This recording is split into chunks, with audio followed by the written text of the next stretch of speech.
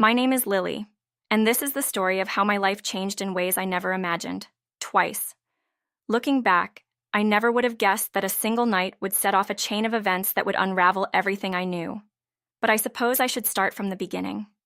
I was born into a small, loving family. My parents, Jack and Emma, worked hard to make sure we had a good life. We lived in a quiet town where everyone knew each other. My dad was a journalist, always busy with deadlines and traveling for stories, while my mom worked as a nurse at the local hospital. We weren't rich, but we didn't need to be. Our life was simple and happy. That all changed when I turned 14. It was a rainy night, one I will never forget. My parents had gone out to a dinner party, and I was staying with my grandmother.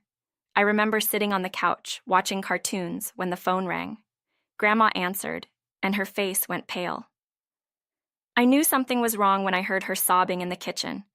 The next few days were a blur of confusion and heartache. My mother had died instantly in a car crash. My father had survived, but just barely. His legs were crushed in the wreck, and doctors told us he would never walk again.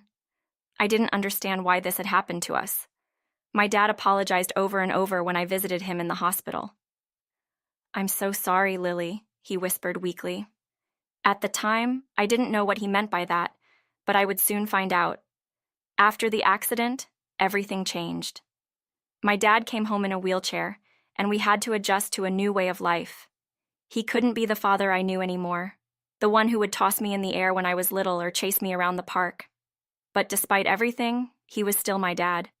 He threw himself into his work, editing articles from home since he couldn't go out into the field anymore. I became his shadow, helping him with things around the house, making sure he was okay. While other kids were going to parties or hanging out with friends, I stayed home with Dad. We spent our nights watching old movies and arguing about books. In some ways, our bond grew stronger, but there was always an unspoken sadness between us. We both knew life had taken a turn we never expected. As I got older, Dad encouraged me to live my life. He wanted me to go to college, make friends, and experience the world beyond our small town. "You have to spread your wings, Lily," he said. "Don't worry about me. I'll be fine." I didn't want to leave him, but I knew he was right. So, when I graduated high school, I applied to colleges far from home, hoping to give us both a chance to breathe. I ended up attending a university a few hours away. It wasn't too far, but it felt like a world apart. That's where I met my best friend, Emma. She was outgoing and full of life, the complete opposite of me. Through Emma, I met her cousin, Nick. He was kind and had a warm smile that made me feel safe. Nick didn't hesitate when I told him about my dad. In fact, he was excited to meet him. When Nick met my dad, the two hit it off immediately. They spent hours talking about classic rock and old movies, bonding over their shared interests.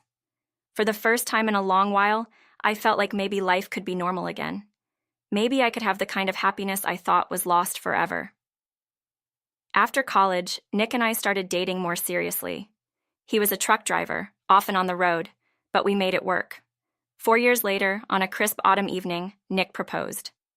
I was overjoyed, but there was one thing I needed to make clear. "I can't leave my dad," I told him. "He needs me." Nick smiled softly. "We'll make it work, Lily. We'll all live together. Your dad's part of the family, too." Our wedding was small and intimate. My dad insisted on wheeling himself down the aisle to give me away. It was a moment I'll never forget. There wasn't a dry eye in the room. I held Nick's hand, feeling like my life was finally falling into place. But as with all fairy tales, there was a dark side waiting to rear its head. Nick's mother, Anna, and his sister Laura didn't approve of me from the start. During our first meeting, Anna wrinkled her nose when I mentioned my dad's disability. "So, your father is handicapped?" she asked with a tone of disgust. "He's disabled," I corrected, trying to stay calm. But Anna didn't care. She made it clear she thought Nick could do better and that I wasn't good enough for her son. After the wedding, Anna and Laura made themselves scarce, which was fine by me. Nick moved in with Dad and me, and we found our own rhythm. Nick was often away for days at a time because of his job, but when he was home, the three of us would have dinner together and laugh about our day. It wasn't perfect, but it was our version of happiness. But every time Anna and Laura visited, tension filled the air. They acted like they owned the place, barely acknowledging Dad's presence. One day, I overheard Anna whispering to Laura, "Paul could have done so much better. Now he's stuck with that girl and her crippled father. What if they have children? Can you imagine the genes?"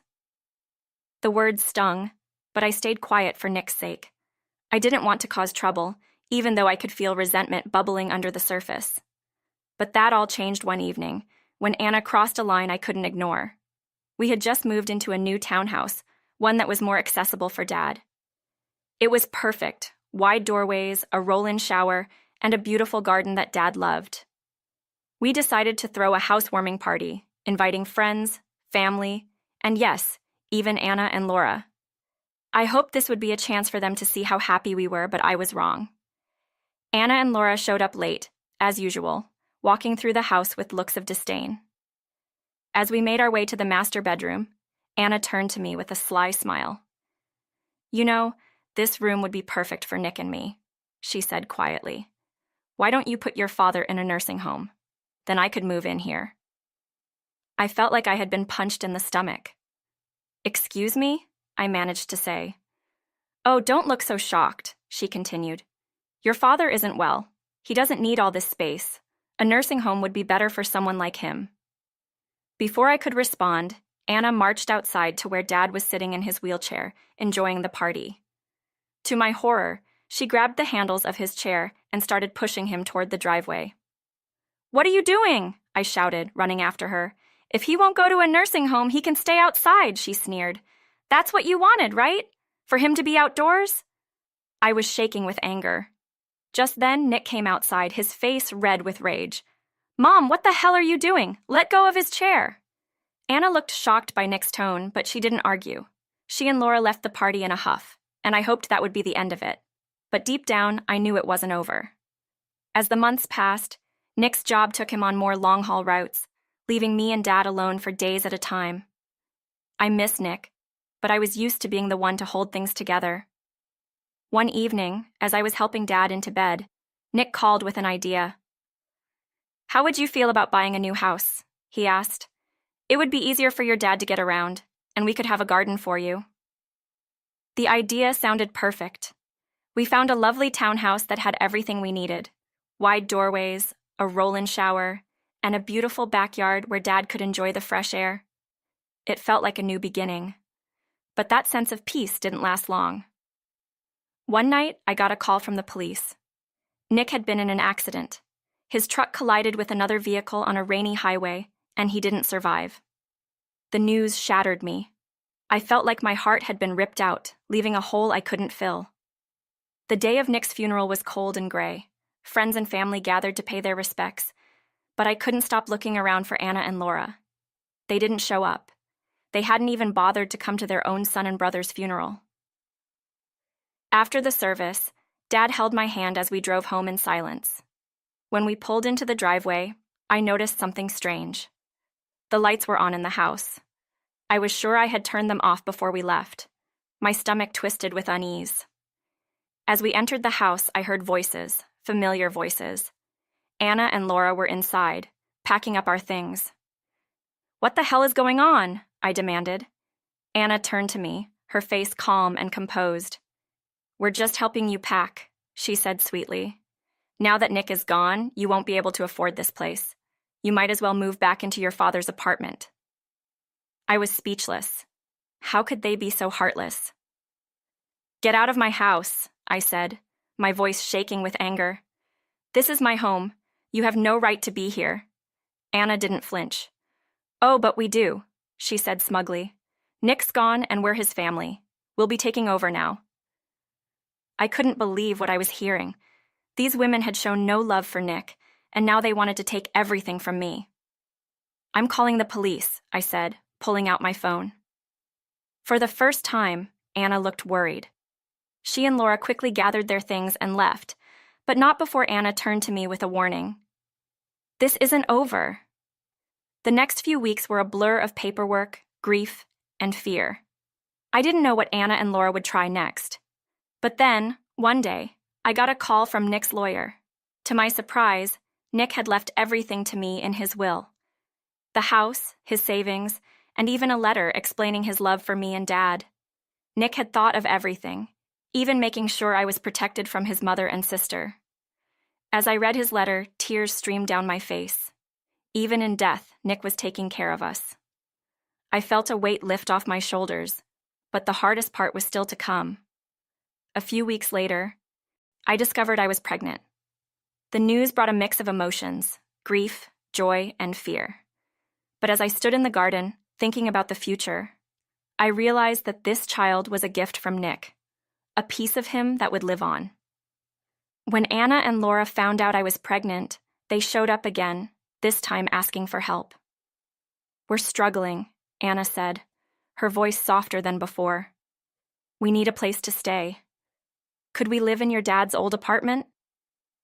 I looked at them, feeling a strange sense of peace.